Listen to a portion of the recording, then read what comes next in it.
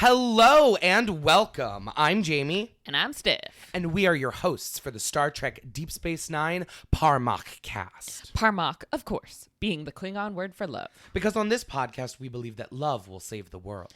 And that the Deep Space Nine crew are all in a massive polyamorous relationship web. That too.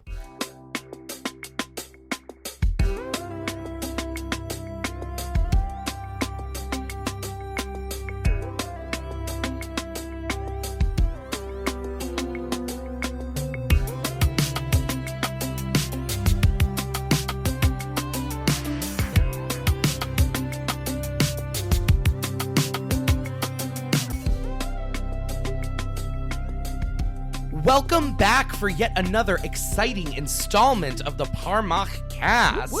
We are so happy to have you here with us today. Yes. Steph, how you doing? I'm good. I'm in cozy mode. It's a little rainy outside. Yeah. Like it's a cozy Sunday. How It about was you? strange to wake up and discover that it had rained last night, and Southern California was all looking a little different today. Southern California, we don't get rain often, but it happens. It happens, and then Legend has it. everything changes, and it revolves back into a feudal state, and everyone can't drive and takes down all the infrastructure with the front of their cars, and And they it's hide an in their interesting homes. time. Yeah. Yeah. Very retro. Very throwback. Today we are here to talk about Star Trek Deep Space Nine Episode 7, titled simply Dax, which I think is fun. Apparently it's the only Star Trek episode that is just the name of a principal character. Really? Yeah, you get other episodes where it has a principal character's name in it, like Spock's brain and that kind of thing, and you get other episodes that are named after guest characters, but course, it's the only one named for a principal character. Well, which lucky is, Dax. It's a very principal character-y episode. So before we get into our episode, what did we think of this one, of episode 7? Impressions, thoughts, feelings, vibes? The vibes. I really enjoyed it. I think it's a me very too. strong episode. I generally think it's one of the strongest of season 1. We've had some fun ones so far, but definitely I think that this is setting a little bit of a different bar in terms of quality, and I'm excited for what that looks like moving forward. I mean, courtroom drama, it's a classic Trek formula, Absolutely. right? It was successful in the 60s on TOS. Court It was martial. successful a couple of years ago on Strange New Worlds. Yep. I would say the biggest complaint that I've had historically with this episode is that while it's very cerebral, philosophical, lore heavy, which are all things that I like from a good Star Trek episode, I also would have loved to get some stronger, I think, character work for Terry Farrell like we got for Nana Visitor in past prologue. Yeah. I was actually, after I watched the episode, I was like, this episode is called Dax, but I think she spoke least of everyone. Yes, exactly. It's very much about her, but not Involving her is a good distinction. Yeah, because it was about her, not about her. It's not something where her action is necessarily driving the story. In fact, it's this choice of inaction that is sort of driving the story, which, we can go back and forth on how much action is a type of, or inaction is a type of action. But I thought that was interesting. Yeah. Steph, what flavor of episode do we have going on here today? I believe this is our first Days of Our Lives of Dax. So we get many an episode of Dax and Dax's journeys through life. And Dax's past lives coming back to haunt them. Yeah, so this is our first Days of Our Lives of Dax. It's a pretty classic one of that genre. It sort of sets the tone for every future Dax episode. And like we said, it's a fun episode. So let's just go ahead and dive right in. Let's dive in. So, like we said, this episode is titled Dax. It was directed by David Carson, teleplay by DC Fontana and Alan Fields, released February 13th, 1993, a Saturday. We're back to the Saturday. Back to the Saturday. So, we open on Cisco delivering a log telling us that the O'Briens are on Earth for Keiko's mother's 100th birthday, and that the crew are doing their best to keep the station up and running without Miles. And I just got to note, I love the extremely weird detail that Keiko, a woman in her 30s or 40s, has a mother that is 100 years old. It's very silly, but I also think it's a fun kind of piece of world building where you can just sort of see the thought process of like, well, in the future, we have access to like all this, medicine and everything. People are living longer. And I guess maybe people are having children in their 60 or 70. I was like, I don't think any 60 or 70-year-old would want to do that. But okay, listen, times have changed. It's a new world. A strange new world, you might say. Yeah, it's strange. Exactly. So Dax and Bashir are meeting over Raktajino in the Replimat, which is actually the first mention of Raktajino on the show. Will become a staple for us. That's the Klingon coffee beverage that our crew members love so dearly and rely on to get through their day. Julian's doing his best to flirt with Jadzia while a group of unknown hooded aliens is watching Dax from the shadows. Dax decides to head to bed, sidestepping Julian's offer to walk her home, and heads out from the Replimat. So Julian's flirting here, like, it's not even subtle. No, it's He's really like, not. I could keep you at night. I'm like, please chill. Please calm down. Yeah, it's very like sex. Would you like to do sex with me? Would you like to have sex with me? I felt like, unfortunately, it wasn't totally clear to me what the dynamic was supposed to be that was being played between the two of them. Like, I was not clear.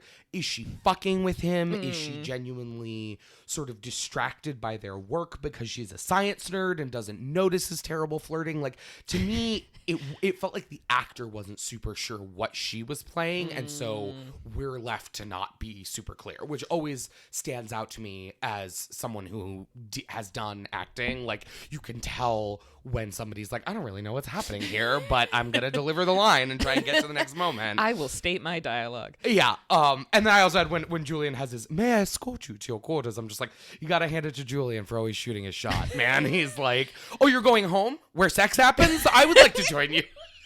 I would also like to go where sex happens. He really, he doesn't quit. No. He keeps at it. He really does. And as Jadzia walks away, her mischievous little smile gives us the first real bit, I think, of characterization for Dax in this scene and in this episode, which is that she loves the attention of Julian flirting with her, regardless of how she actually feels about the idea of sleeping with him or having any kind of relationship that's not platonic. She's really enjoying the attention, and I love that for her, frankly. Like, that smile to me tells me, okay, she was fucking with him. Okay. Yeah, I mean, I can definitely see that.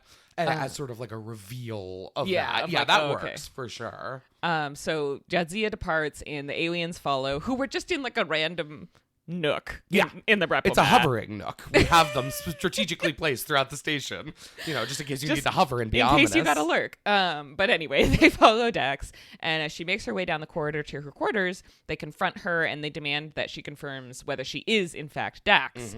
The road figures violently seize her, and just as Julian rounds the corner, having realized that Dax told him it, quote, wouldn't be necessary to walk her home, but hadn't outright forbidden it. Yeah. He has this line where he goes, but it's not forbidden either. And I just had, what a dork! He's like, thinks he's in Jane Austen, and I love that for him. Oh my God, he does. What's the subtext here? So Julian witnesses the attack, and he, attempts to do his best to defend Jadzia, but ultimately is knocked unconscious by one of the aliens. And another one of the aliens knocks out Dax and removes her comm badge, and they carry the unconscious Trill away. Honestly, I was surprised by the pretty good punch Julian got in there. It was very butch of him. Yeah, no, that was good. He went to his stage fighting classes this week, for sure. And also, we love a Trek alien with weird face stuff. Yeah. Like, this so time good. It's like the temples, kind of like temples to the above the ear. It's like a little bit of like a wraparound situation. Yeah, it's not the forehead. They mixed it up. They really did. It almost kind of reminds me of the Ferengi hats that wrap around the back of their head, but like if that was makeup as opposed to a hat. Yeah, if it were gill type things. Yeah, whatever those might be. Yeah, that's interesting to wonder if there's any kind of functional purpose. Yeah, or did they just? Yeah, I like the idea that it's gills and that they are just like sticking their heads. They gave me gill vibes. Fish tanks. I know it doesn't make any sense, but it gave me gill vibes. No, I like that. It makes enough sense for me. And theme song. So we return from the theme song 8 minutes later.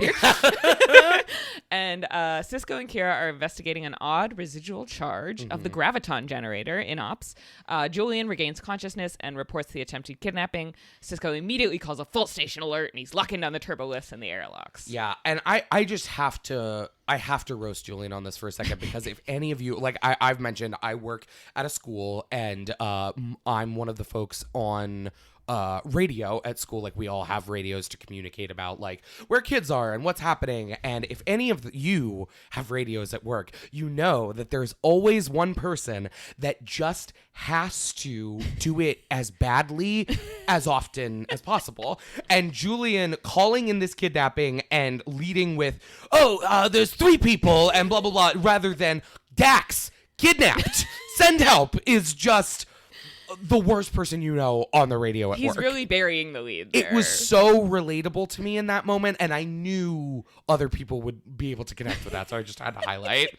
I also really like the detail that Starfleet officers are tracked by their comm badges and can't be located if they take them off. This is something that'll get used to great effect in later episodes, but it is kind of strange that they don't have any way to track their biosigns in an emergency, like, say, I don't know, a kidnapping. Where someone might take the comm badge off. You know, they didn't think that through, I guess. Because I feel like, correct me if I'm wrong, we're constantly scanning for biosigns all over the place. Yeah, we're scanning biosigns for life left forms. and right. Yeah. Precious little life forms. So, yeah, it feels like we could be doing better. We could work on this, perhaps.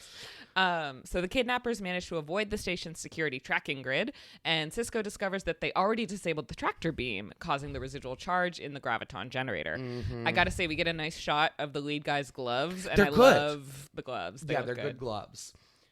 So the kidnappers force their way past the airlocks and the security force fields and manage to board their ship. Cisco, however, manages to get the tractor beam back online just in time to tow the kidnappers' ship back to the station. And there's a little thing I think it's a fun byproduct of the ops versus classic bridge setup that we get to see, where we see Ben working at a terminal like the other senior officers. The way he sort of carries out this fix, repairing the tractor beam, whatever. Yeah, it feels like it's a nice allusion to his engineering background. And I'm just always curious about like where captains come up in the ranks, so I thought that was a fun detail. Yeah.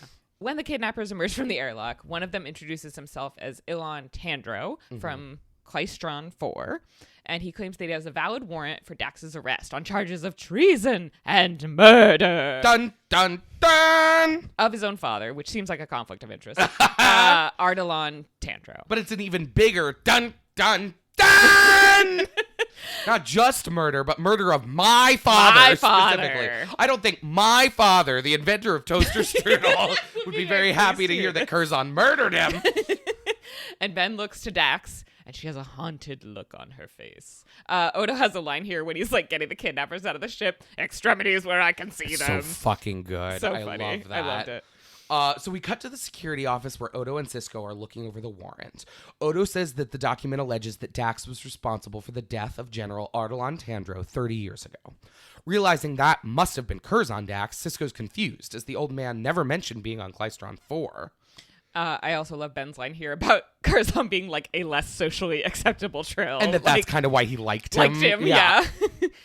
So Ben goes to visit Jadzia in her quarters, telling her that he sent a subspace message to Klystron 4, asking them to confirm the warrant, hopefully buying them a little time. When Ben asks Jadzia to explain what the hell is going on, she tells him that she doesn't expect his help, quote. Yeah. And he's like, are you crazy? Yeah, he's really not happy with her, which, like, I get. She's really stonewalling him on this, and it's frustrating. Yeah. Side note, I just really love how Jadzia's quarters are decorated. Like the plants, science things. That's a nice mix. I agree. I also had a note for later and behind the scenes, but since you brought it up, I'll share it now, that apparently in her quarters, we only see it in this one episode. Later, it's not there, but there is a replica of a fertility idol from Raiders of the Lost Ark that has been placed in her quarters. Oh, which I'm going to have to go back and look at the scene. That would be Jadzia's favorite movie. Like, she would love Raiders of the Lost Ark. So that really tracks for me. So Ben tries to remind Jadzia that that treason and murder are both punishable by death on Klystron 4, but Dax remains defiant. Ben then tries to appeal to their decades of friendship, but Jadzia snaps at him that it was Curzon he was friends with for 20 years, and she's Jadzia now. This episode is really just all about how the Trills work. Like, I think this job does a good bit. This bit does a good job setting up some of the major questions that the investigation is going to raise, where it's like, who was I friends with for 20 years? Is it Curzon or Jadzia? Are those different people? We're getting you thinking about it now. So we cut to Sisko meeting with Ilan Tandro in his office. Ben tells Ilan that he kept wondering why they would try to kidnap Dax off the station rather than simply submitting the warrant to him. And then he realized it's because it's a Bajoran station, and Deep Space Nine is not subject to the Federation's extradition treaty with Klystron 4. And they're like, we got red tape to slow things down, baby. Baby. And I love that that's such a consistent thing that they do, where it's like, oh, it's a Bajoran station. I guess I'll have to ask the Bajorans how they feel about that. Kira, how do the Bajorans feel? She's like, not so good, Ben. Not so good. It's so good. So Ilan quickly says that there's no Bajoran interests wrapped up in the issue, and therefore no reason for the Bajorans to object to this extradition. But Kira speaks up and says that the Klystron's detailed knowledge of the inner workings of the station proves that they must be allies with the Cardassians and have obtained the station layout from them. And she has this just all fucking timer of a line where she goes, which not only compromises Bajoran security, but also annoys us. And it's just so good. I have rewatched that delivery probably 10 times while I was watching the episode. Kira simply never has a better day at work than when Sisko tells her she gets to be the bad cop. I had the same note of like the two of them getting to cause problems on purpose together is so good. And they're at their best when they're doing that, right? Like they're best with each other. They're best on their own. They are simply problem causers, not problem solvers. They are. And I also just love Ben, because Ilan's like, my conversation is with you. And he's like, no, your conversation is with my first officer I did like a fist pump in the air. I'm like, fuck yeah. Yeah. You tell him how it is, Benjamin. It's so good. And also, like, there's the, like, his respect for Kira, but also, like, even though we are kind of using the red tape as, like, a bullshit trick here, there is the, like, respect for Bajoran sovereignty, which I think is an important part of, you know, Ben's position in this role. Absolutely. And so, caught between Kira and Sisko playing hardball, Ilan has I kept thinking written that it was going to be Elon, and I was like, oh, that's terrible, but it's pronounced differently. It's Ilon or something like that. Yeah. I don't know. It's been a day or two since I watched it. Ilan, let's go with that because it makes me less stressed to say, has no choice but to agree to an extradition hearing before Dax can be lawfully released.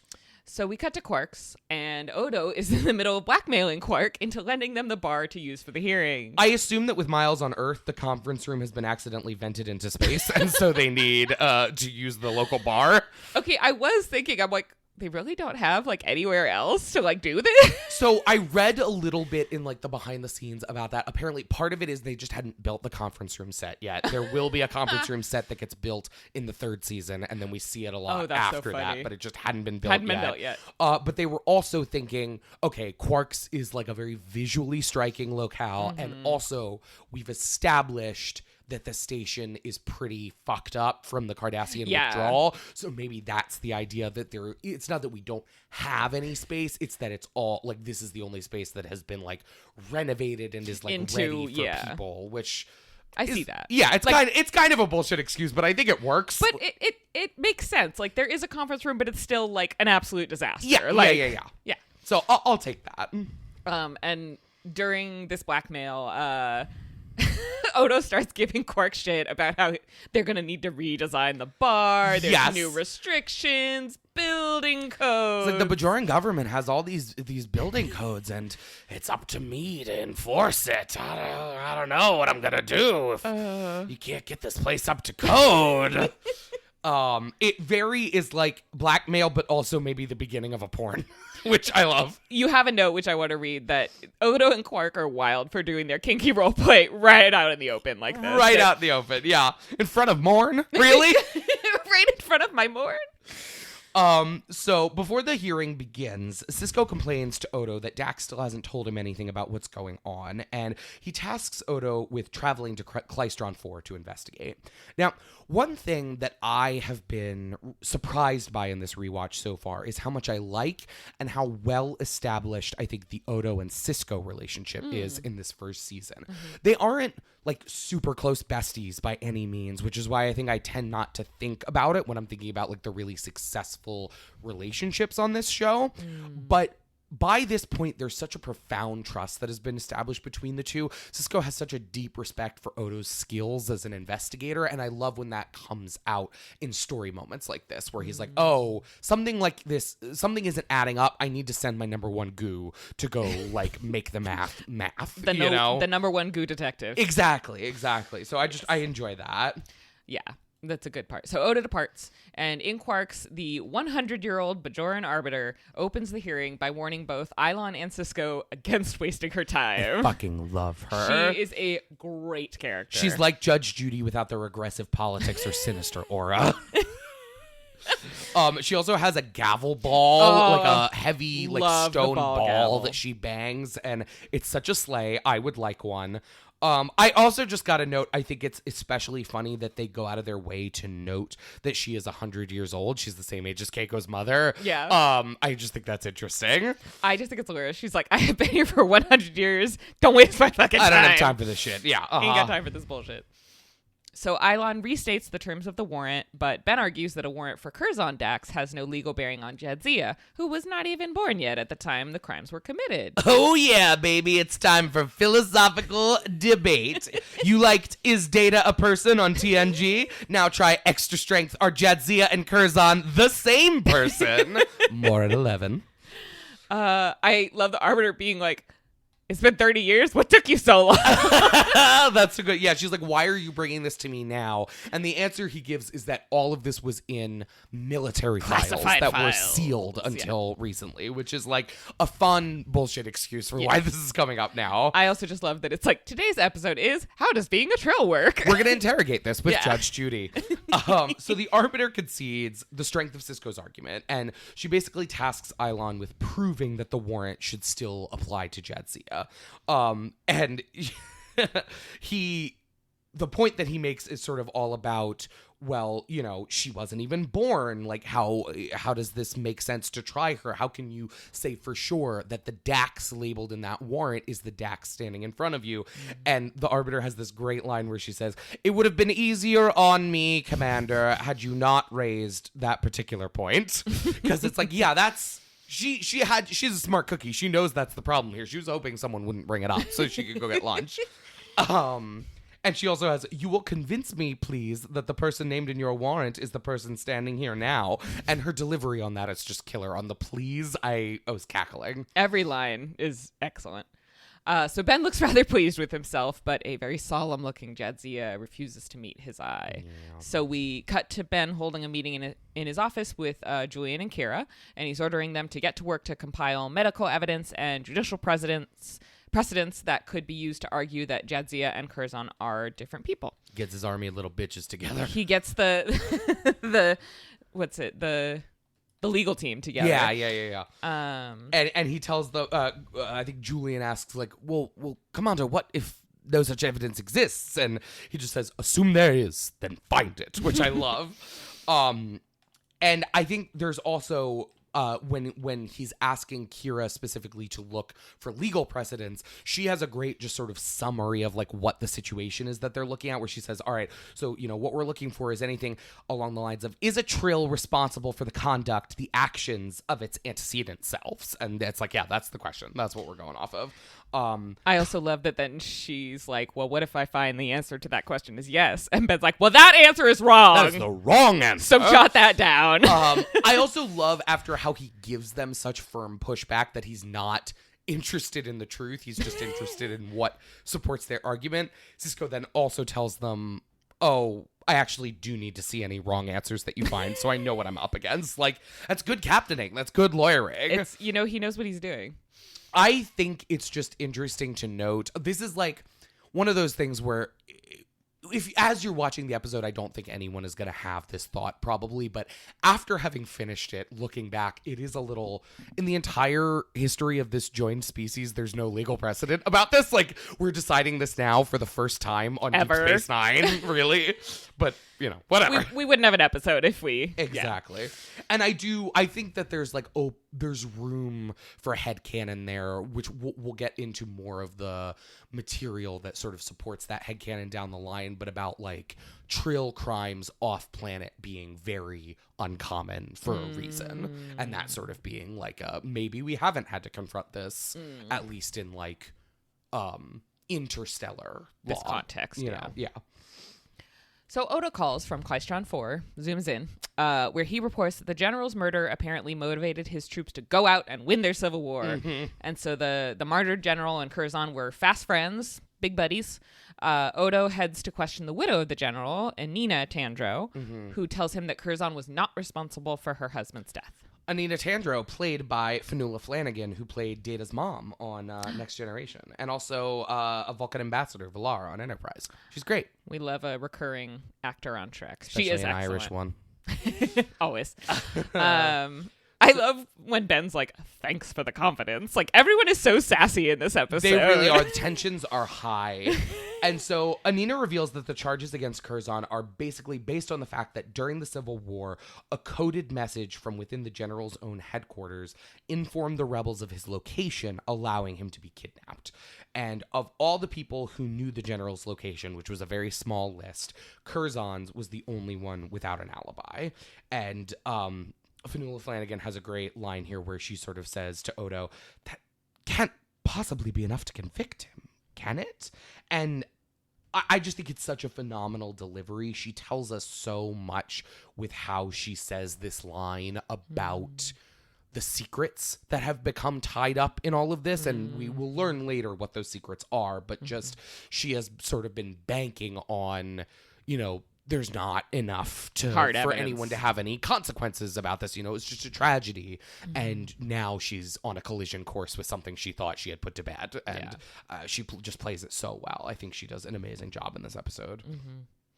So she tells Odo that Ilon has become obsessed with finding the one who betrayed his father and will not be satisfied until someone is punished. I love how she kind of roasts him for it, too. She's like, he's obsessed with the death of a father he never knew.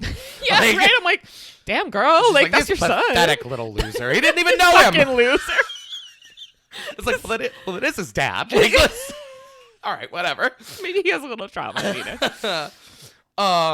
And so as Odo goes to leave, Anina asks Odo about Curzon. You know, how's he doing?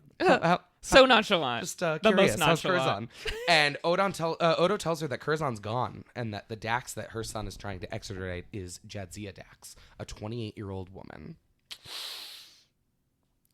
So back on Deep Space Nine, I had a note there, but it's silly. The hearing continues, and Ilon calls a Trill named Selin Piers, I think. Selin Piers, to stand and testify as an expert on the nature of the relationship between the Trill symbionts and their hosts. Yeah. One thing I noticed during his testimony that I just wanted to track moving forward is the use of language and pronouns when it comes to Trills. Especially, I just find it very interesting in this episode where they're working on establishing, like, what is a Trill? What is the nature of Trill existence? So Ilon asks, through how many hosts have you survived? As though speaking directly to the symbiont. And Piers answers, the symbiont within me has survived through the adult lifetimes of 7 hosts. So not directly speaking for the symbiont, but sort of speaking as the whole joined Trill, which I just find very interesting about, like, a way to sort of see how they think about themselves, right? Yeah, I mean, that's this whole episode. It's exploring that. What does it mean to be joined with another being? Yeah. I guess what stuck out to me as interesting about the language is that so much of the episode we're talking about, like, the legality of it, the technicality of it, the you know, the medical, the medical, like, all of the, it's, you know, it's a court of law, it's the facts, and I find the way that the language is used to be an interesting reflection of how the Trill think about themselves, right? How they sort of self-identify in the midst of all of that, like, sort of confusion and chaos. I had a thought, and I was like, wow, convenient that this troll is here. And then the yeah. arbiter is immediately like, seems rather convenient that you're here. I'm like, okay, good. They addressed that. Yeah. They're like, the government sent me because, Yeah, you know, 'cause they it's a don't like troll. it when trills are in trouble, Yeah. I guess. And so his testimony under cross-examination helps Cisco establish that Jadzia and Curzon Dax are distinct entities with their own unique life experiences up to the point of joining. And this enrages Ilon, and the debate becomes heated, and the arbiter calls for a recess. And when she does it, she has this great line where she goes, I said this would be an informal hearing, not riotous. I'm just going to start saying that to my students. Not riotous. I also, so Cisco's point here is essentially that because the symbionts are joined with fully developed adult hosts, and because joining is a total blending of the symbiont and host, each joining produces an entirely new person. And I'm not sure if I 100% agree with that, but I think it's a compelling argument. It is. I also just want to note that, like, as Ilon is, you know, getting heated and, like, you know, cross-examining Piers, he's like, and wouldn't you still feel the guilt of a crime? And I was like, okay, calm down, Catholic. Like, yeah, we're talking about the metaphysics of guilt. It's extremely Catholic. So when we return from commercial, Julian is on the stand to testify to the biological connection and interdependence of the Trill symbionts and hosts. And he explains that the symbiont cannot be separated from Jadzia to stand trial on its own, because 93 hours after joining, the symbiont and host would be unable to survive without another. And I love that he has to specify this, because the arbiter's like, King Solomon asked, like, let's just cut it in half. Yeah, just divide them up. What's the problem? So Julian also explains the many physiological and biological distinctions between Curzon and Jadzia. He cites that even their brainwaves are unique. Ilon, unfortunately, gets Julian to admit that while Jadzia and Curzon's brainwaves are unique, the symbiont itself has a brainwave pattern that would not have changed with the change in host bodies. Yeah. It's a rough moment for him. He gets kind of walked into that where it's like, it's one of those classic courtroom things where it's like, you have to tell the truth. And so you sort of sit there and they like force you into like the solemn answer, like, oh, I guess that is the situation. It is. Also, just, Julian says, you know, aside from the gender change, and I'm like, trans ass shit, trans worm, 2K25 or 1993, as the case may be. Also, I just love, he's like, what is relevant, sir? He's like working that British accent, it's like good, yeah. Of indignation. I wouldn't care to guess. So then Cisco decides to call himself to the stand as the one person in the room who can testify to personally knowing Curzon Dax. So Ben speaks about, you know, his long-lasting friendship with Curzon, and he speaks about his new friend, Jadzia, whom he says he's still getting to know. Ilon once again gets up in Curzon's face, or in Cisco's face, pardon me, with his counter-argument, and basically what they end up going back and forth on here is an example about salt in water, where Ilon says, you know, you mix salt with water and the two become indistinguishable and inseparable, right? They become salt water, something new. And Cisco sort of says, ha, you just proved my point. You boil off the water and mix the salt with a new liquid and it becomes something completely different, which I thought was interesting. I also love that they're like, tell us about your friend. And Oh, Ben's about like, Curzon? hard-drinking fuckboy, Yeah. LMAO. He's like, I loved him. He sucked.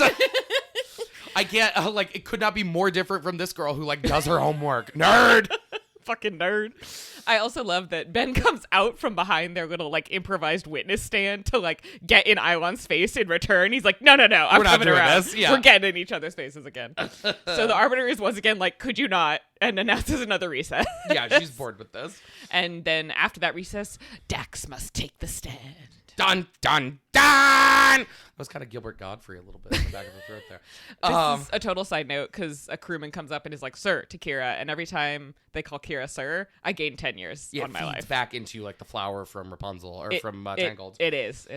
So just then, Odo calls for Cisco, telling Ben that he has discovered evidence of an affair between Dax and Anina, giving Dax a solid motive for murder. Dun, dun, dun!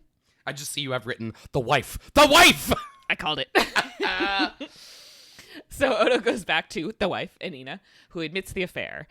She then tells Odo that her husband will always be remembered as a hero and that it is therefore her place to never remarry and carry on as the brave widow, representing him at official functions and never talking about what kind of man he really was. Yeah. And so faced with Dax's situation, Anina says cryptically that it may be time for her place in history to change. I just said, like all good Law and Order episodes, we got to give the guest star a scene to really chew the scenery. This isn't the point of the episode, but I like this, sort of background with like the role of people in history and like the way we remember them. And I was thinking, especially like post-Civil War and like a national narrative, like it sounds like, this general was kind of like a Union general if we're using like the, United States Civil War as an example. And it's like, oh, he's been like deified after to help people in the community, and it's just interesting to help with Reconstruction. Yeah. But yeah, just like the way we remember history and the way we remember people in history, and like she understands that and understands like the necessity of it, but also knows it isn't the truth. It's just an interesting like things at play. It is really interesting, and I also think you say it's not the point of the episode, and I get what you mean, but as you were talking about it, I almost think about I can't not think about the way that it sort of ties in to the larger point of the episode, which is about like, what is the Trill? How does this work? How does their like long-lived, physical passage of legacy work? And it's interesting in the context of thinking about history because Trill will never be frozen in history because they have this thing where the legacy continues, right? So it's like Curzon isn't really remembered or like given like a place in history to be remembered by because he still lives through Jadzia, right? And so it's an interesting juxtaposition of the way that legacy works in different contexts and cultures. That's a really good point. Thank you. So back on the station, Benjamin confronts Dax about the affair with Anina. She still refuses to explain any more to him, and Ben basically pleads with her to defend herself, to not let them take her away. And he has this great line to her where he says, "Are you really willing to commit suicide over something that happened in another lifetime?" And I think that is probably the most characterizing beat for Jadzia herself in this episode, even though it's not a line that she speaks. Her sort of stoic response to like that statement that Benjamin makes is very characterizing for her.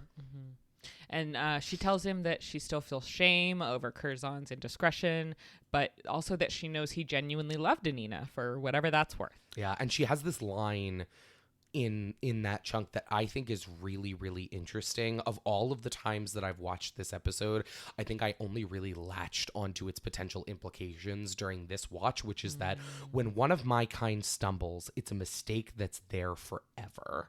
I just feel like this is, first of all, it sheds some light on the environment that Jadzia was raised and trained in, right? Where, like, from a characterization perspective, it gives you a sense of the pressures that she puts on herself.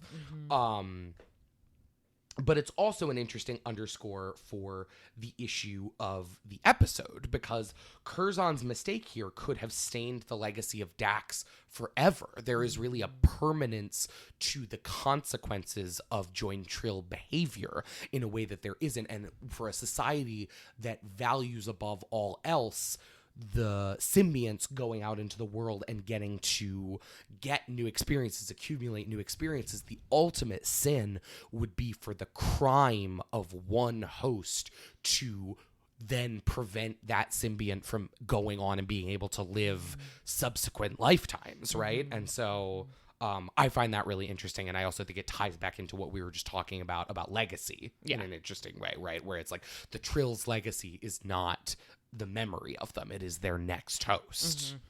And just the way that Jadzia feels that she has to honor that.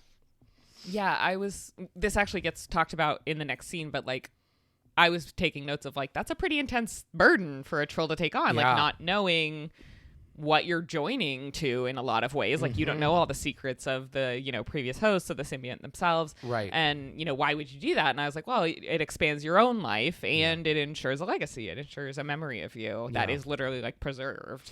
And I also think we're presented with the people who want to join as Trill as very similar to the people who want to join Starfleet, where they are the consummate adventurers, right? And so for them, joining is the ultimate final frontier, right? I mean, it's like to blend your experiences with those of another so wholly. And I think that's one thing that I think is really cool about the character of Jadzia, is that despite the fact that we have a lot of episodes that fit the Days of Our Lives of Dax mold, where it's like things from her past coming back to haunt her, yada, yada, yada, she is someone who is not angsty about being Dax. Yeah. Like she's like in for a penny, in for a pound. Like, this is who she is. This is her life. This is everything she's ever wanted. And so despite the fact that it presents challenges sometimes, like, that's exactly what she wants her life to look like, and she wouldn't have it any other way. And That's I find that really interesting. So true. So we get an astute summary of the case so far by the Arbiter, and the hearing resumes with Dax taking the stand. She says to her, "Lieutenant Dax, you are either 200 years older than I am, or you're about the same age as my great-granddaughter. At first I wondered which of those you were. Now I am bothered by the likelihood that you may be both," which I just thought was such a good line. And also, 28-year-old great-granddaughter for this 100-year-old woman. Again. Just lots of difference in terms of when we're starting our families Really? in the future. Wow, life is magical. It's the diversity. True. I mean, I guess diversity. Keiko could maybe be her youngest daughter, and so like she's also got like sisters that are in their 80s. Yeah. It's fun to think about. I also really liked Jadzia's little smile here that she has in response to that line, where to me what that said was like, dire circumstances aside, I think she's tickled that the Arbiter actually gets it after all of this. She's like, yeah, that's exactly right. I am both. Like, I think that's fun. Yeah, so Cisco asks about Jadzia's desire and worked towards becoming joined. It establishes, her academic and psychological credentials. He also asks about her advanced degrees, all of which she earned before joining with the Dax symbiont. And I love how proud of herself she gets to be in the moment where she answers Ben. He asks her, how many of these, did you get before joining? And she gets to answer all of them. And it's a very powerful little moment. Yeah, boy. Another interesting little moment of tracking language, Ben asks, at what age did the host Jadzia first want to be joined as a Trill? And Jadzia replies, I wanted it since I was a child. I worked very hard for it. And I just think it makes sense, a lot of sense, the way that she's using the language, because in this case, she is Jadzia and she is Dax. She's speaking as both of them because she is. That's how this works. Speaking of language, there's a moment where Jadzia says to become a Trill. Yeah. So if you're not joined, you're not a Trill? They Or they gloss over that later? That okay, that's what I thought. I was that's like 100% just a writing thing that was like not correct. I wonder if they were initially thinking that like maybe the hosts are humans that then join and sort of become another species. I don't know what the thought was, but everything about that is not correct. We're just gonna ignore that moving forward. Yeah. I mean, but it is interesting to note when like the lore has not been fleshed out yet in that way. Season right? 1, Like, it do be like that. Yeah. So Benjamin argues that all of these factors point to the fact that Jadzia is, and has always been, an exemplary woman, and that to hold her accountable for crimes committed by an entity that no longer exists before she was even born is Delulu.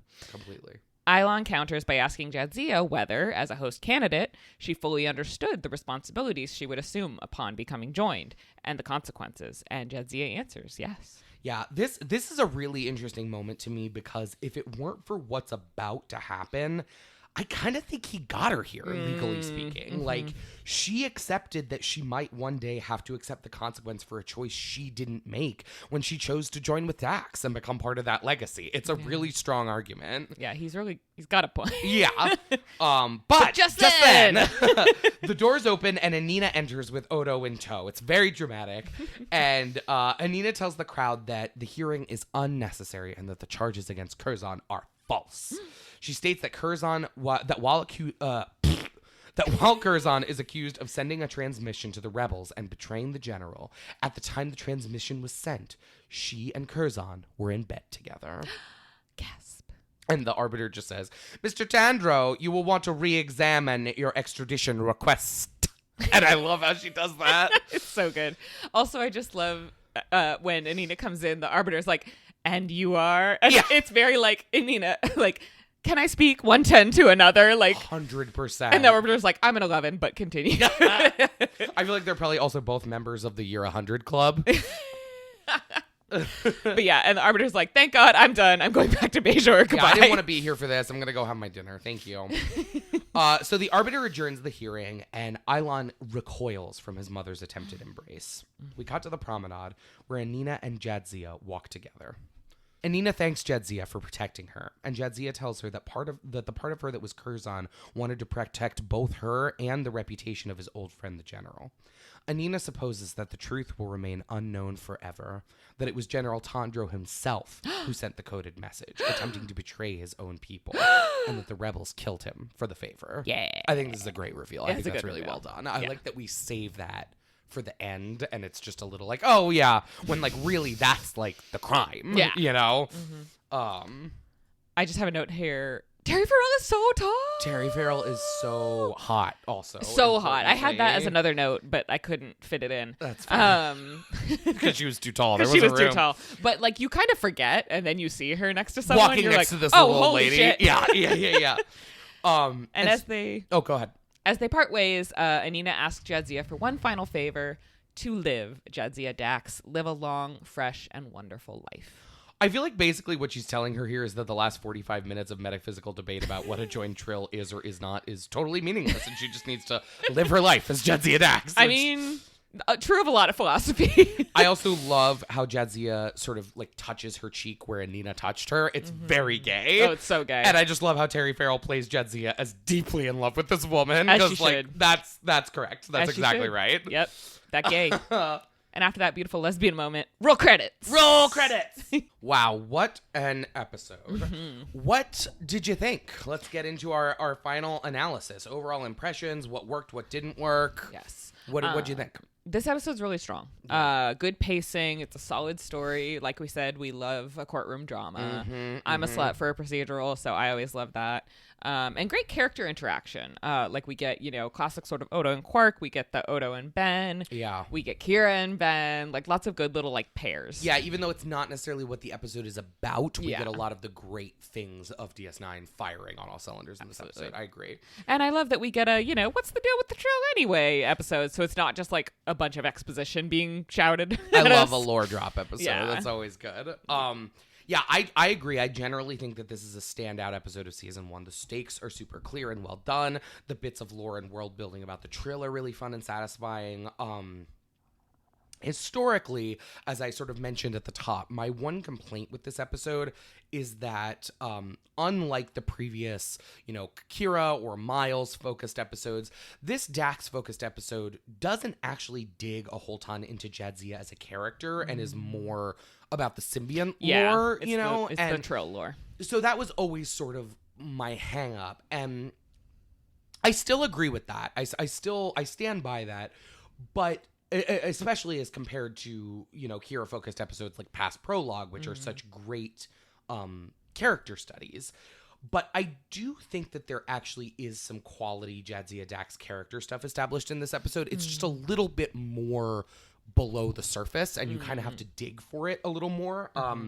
Namely, I would say that while she's rightfully proud of herself for her accomplishments pre-joining, Jadzia is someone who always dreamt of being joined, and she's not overly concerned with questions of where Jadzia ends and the symbiont begins, right? That's like something that is very clearly characterized in this episode. She is Jadzia Dax, and despite only having been joined for a few years, she's very, very comfortable with this new identity. Then this just made me think of the fact that later in the series, we're going to get at least one joined Trill character for whom we do learn what their pre-joining family name was. And I think it's interesting that for Jadzia, we never do. She's simply Jadzia Dax. That's who she is. That's the vibe. So I thought that was interesting. The other character thing that we get established for Jadzia in this episode is that while she's very comfortable with her joined identity, she does struggle more than other joined trills do to distance herself emotionally from her past lives. I think that's something that will be a consistent beat for her. And the way that it is a consistent beat sort of shows that it's not a byproduct of just sorting through confusing emotions from a recent joining, right? Like this is something that is very much part of her character, that she sees the entirety of her history and wants to honor that at all times. Long term, yeah.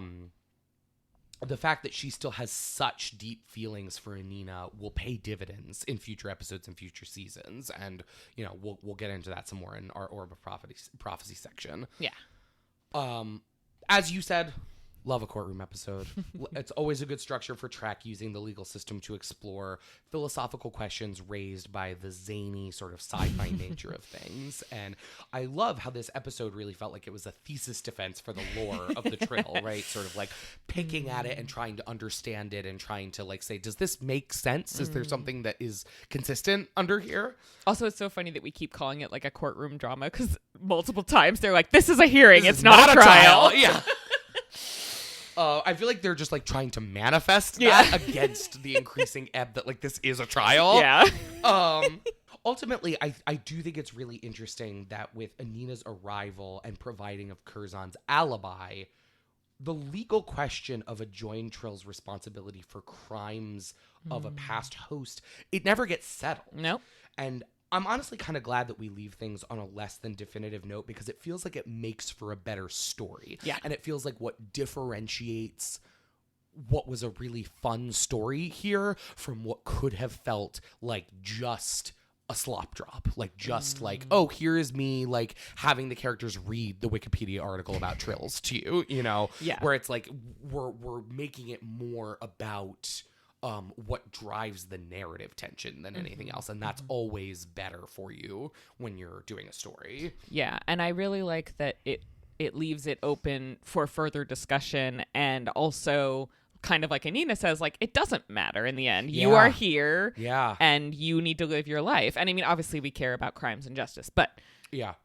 I like that it's left open-ended, of like, no one is right with a capital R either way. Do you have a thought about like the legal precedent? Like if we're discussing, do we want to go through and like what we think about how it would have ruled or how it would have been ruled on had the How would the alibi not come arbiter through? arbitrated? Yeah, exactly. If not, that's fine. I'm just thinking, I'm inclined to say that like Curzon Dax was a different person. Mm-hmm. I don't think you can hold Jadzia Dax responsible. Yeah. So you buy into the Cisco argument. I where do. It's like talking about like her life before joining and all of those things that like contribute to this her. is a different person. Like it's a joined person, but the joining is different. Yeah. It's not the same joining that happened with Curzon or any of Dax's past hopes. Right, that each joining produces something unique. I think so. Yeah. No, I get that. And I agree. I think that it's a strong argument.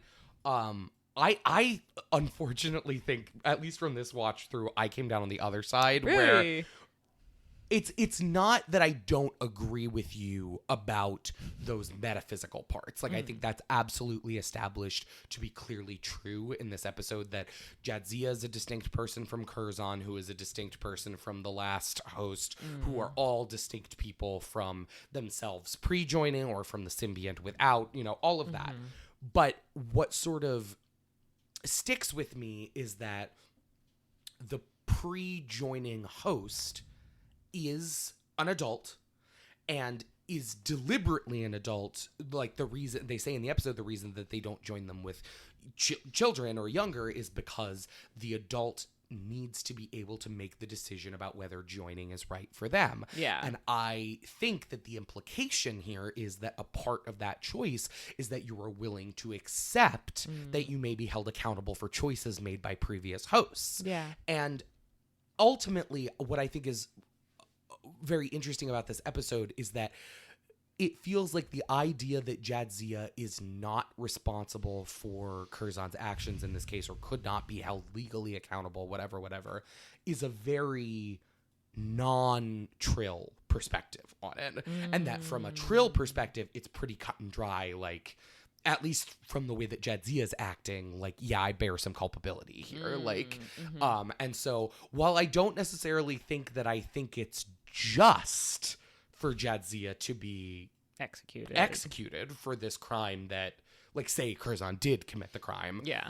I think from a Trill legal standpoint, it is sort of important that it's like, if you are going to allow these slugs to have immortality effectively by continuing to put them into these new bodies, there does have to be some sense of legal responsibility that is assumed by the new hosts. That's and fair. There's some extra funky stuff with that we'll get into in Orb of Prophecy. And if you've seen this before, I think you'll know what I'm talking about, but we can't linger on that. No. But speaking of past Trill depictions. Yes. Oh, there was one other thing that, as Steph gestured at, the episode basically retcons the relationship between the humanoid Trill hosts and their symbionts that were established in Next Gen, which is where the Trill first show up. So as depicted in the episode The Host, which was the first appearance of the Trill, the symbionts would completely subsume the personality of the host, effectively possessing them. So in that episode, Commander Riker serves as the temporary host for a symbiont named Odan, who is at the time dating Dr. Beverly Crusher. And at the end of the episode, Odan is transferred into another body, this time of a Trill woman, and Beverly basically finds that the changing bodies is too overwhelming to maintain a relationship. But the metaphysical thing of it there is that it is the same person passing between bodies. Yeah, very different. Exactly the opposite of how it's depicted here, which I think is really funny. So you were like, never mind. I'm very curious at what time they sort of decided that they wanted to make that pivot and what that would look like. I mean, it must have been for Deep Space Nine, because in the first episode, that's one of the things that is interesting about Jadzia's character, is that she has these competing memories, feelings, etc. That so she's I think not just Curzon. Yeah, if she were just Curzon in another body, it would be a very different character. Yeah, agreed. Which they almost, the way that he calls her old man and stuff like that, it's like, it's cute in hindsight because we know how this works, but I almost do wonder if that indicates a lack of surety at the beginning about how this was all going to work. Like, is this just the old man in a hot young body? Like, what? We'll figure it out as we go down the line, right? And obviously the answer ended up being not exactly, but it's interesting. All right, last thing to note. I know we've been going on a long time on this, but I just have to plug in that it isn't necessarily the first thing you come away thinking, but I think that this is a very strong episode for Avery Brooks as Cisco. He basically is driving the action of the whole episode, even though it's orbiting around Dax and Dax's story. The way that she's refusing to fight to defend herself basically puts all of the story on Cisco's shoulders. And so, you know, the way that we see him struggle with the nature of his best friend's weirdo immortal alien existence and what it means is really interesting. And I think he plays that really well. Yeah. All right. Time for a little behind the scenes discussion. Yeah. We've been doing a little bit of it throughout the episode. We'll really dig into it here. So first for behind the scenes today, I just wanted to note the teleplay for this episode was co-written by DC Fontana, who should be a very recognizable name to Trek fans. She wrote such original series episodes as Charlie X, This Side of Paradise, and Journey to Babel. Classics. And this was her only credit on DS9, but was actually the last Star Trek script she ever wrote. So I think that's pretty special. That is nice. And it really does feel like it has the hallmarks of a really good TOS episode. It's giving Court Martial for yeah, sure, which for is not sure. a DC Fontana episode, but, or at least I don't think so. But yeah, similar vibes. Yeah. As we mentioned, it's the first appearance of Raktajino in this episode, our Klingon coffee, which our Niners will drink throughout the show's run. And also, we had our note about the replica of the idol from Raiders of the Lost Ark in Jadzia's quarters. And so lastly, before we head into our outro, we have our design corner where we talk about the looks that we loved in this episode. And I've got to say, the whole Arbiter look, her like blue dress with the cape thing, her jewelry, the alien Bajoran gavel rock. I mean, it's just a sleigh. We both loved the gavel so much. And that was particularly designed by Rick Sternbach. Just a shout out to him. Shout out to Rick. Who was given the task of sort of coming up with an alien replacement for a gavel, and I think it was very well done. Very much so. Did you have anything for design corner you wanted to highlight outside of the Arbiter serving Lukes? I mentioned the facial gill, whatever they are. I really liked that. Yeah, I thought that was a nice design. I don't have anything else to say. Okay, sounds good. Alrighty. Well, thank you all so much for joining us for this episode and our discussion of Dax. We have one final segment left in today's episode, a little something we like to call Consulting the Orb of Prophecy, where we look ahead into the future of the series and discuss spoilers that relate to this week's episode. If you've watched Deep Space Nine before, or you just don't mind spoilers, stick around after we sign off for that discussion. If you're watching along with us for the first time and don't want to be spoiled for future episodes, you're going to want to hop off after the sign-off. The Star Trek Deep Space Nine Paramount cast is recorded in San Diego, California, and produced by us, as well as our Bajoran Arbiter, Peter. A big thanks to friend of the show, Matt, who produced our theme music, and to Tumblr user GrandCon221B, whose Star Trek pit crew was used to generate the avatars of us featured in the show's cover art. New episodes drop every week on Spotify and Apple Podcasts. If you have any questions, comments, or would like to chat with us about Star Trek, you can email us at ds9cast@gmail.com. You can also find us on Instagram, Twitter, and Blue Sky at ParmountCast for updates and memes. Last but not least, if you're enjoying the show, please review and give us a 5-star rating on Apple Podcasts. It really helps other folks to find the show. And please join us next week for our discussion of Deep Space Nine, Season 1, Episode 8, The Passenger. Woo! Bye! We'll see you next time!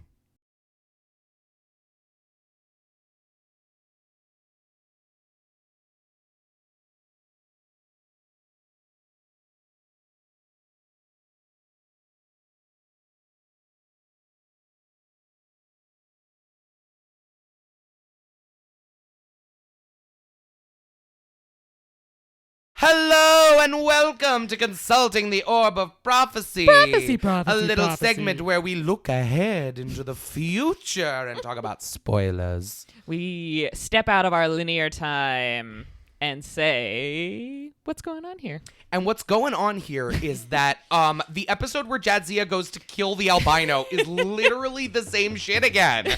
Jadzia, you promised you wouldn't keep doing this. To be fair, she never promised that. No, I guess that's fair. I guess Anina asked her to promise that, and she just sort of gave her a was like- smile because she didn't have a line. Yeah. But yeah, there's when I talk about the ways that this episode is establishing of characterization for Dax, this is the kind of shit I'm talking about, where it's she has a long track record of Curzon made a promise to some old men that I am under no obligation to keep. Let's go. I'ma keep it. That's a blood oath. Not fucking around with that. There's also so much fun connective tissue between this episode, that episode, and the one where she has the gay kiss down the line. Love the gay kiss episode. She just loves to keep her past lives promises, and she loves to kiss her past lives girlfriends. That's She's her so right favorite for that. thing to do. She's so right for that. I also love the whole establishing of this is a very serious choice. Yeah.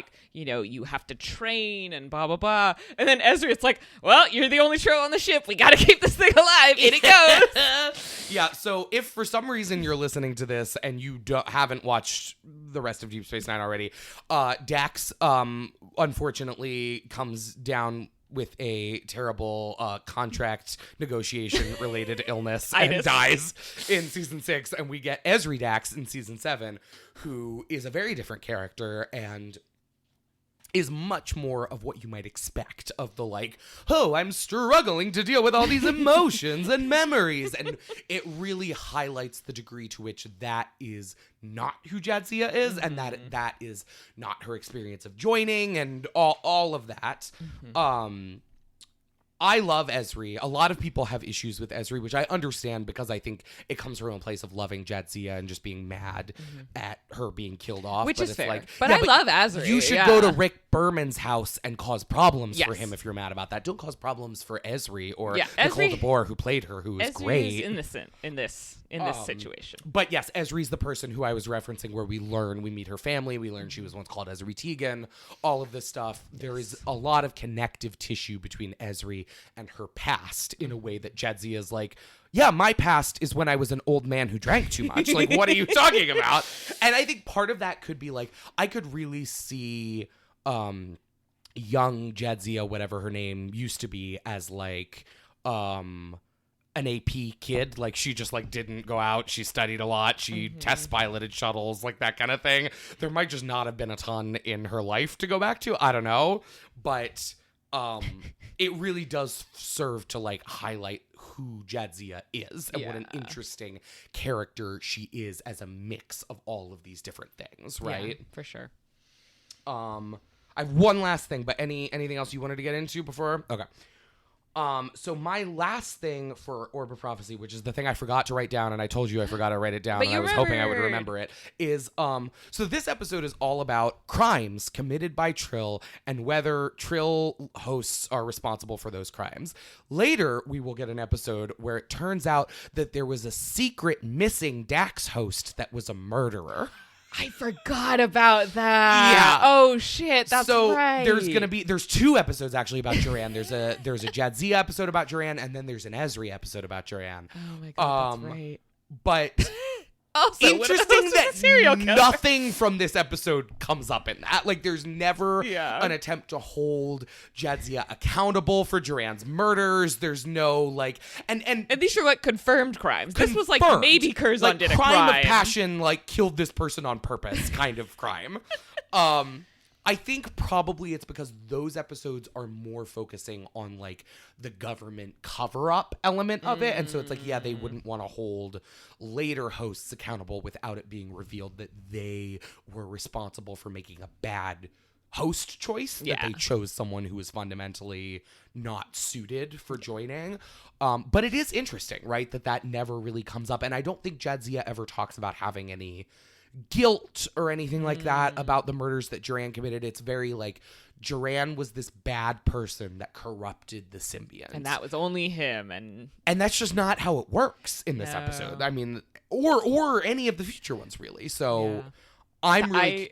I think it's hilarious that I totally forgot that happened. Well, Like, to be fair, you've seen Deep Space Nine once, and I've seen it that's true. decidedly too many times. That's so true. that could be. well, I disagree with the last point. I don't think there's too many. But, Thank you, I appreciate that. but yeah, I am not as steeped in the lore as you are, for sure. Well, and it just, I mean, I didn't even think of it when I was watching. I had to remember today while we were recording, but it's just an interesting thing where I can't wait now to watch that episode and to be referencing back our conversation here. Yeah. Because it's going to be interesting. Alrighty, anything else you got for the people before we hop off, Steph? We love you. Thanks for listening. We love you so much. Have a great day. Take care of yourself. Bye. Bye.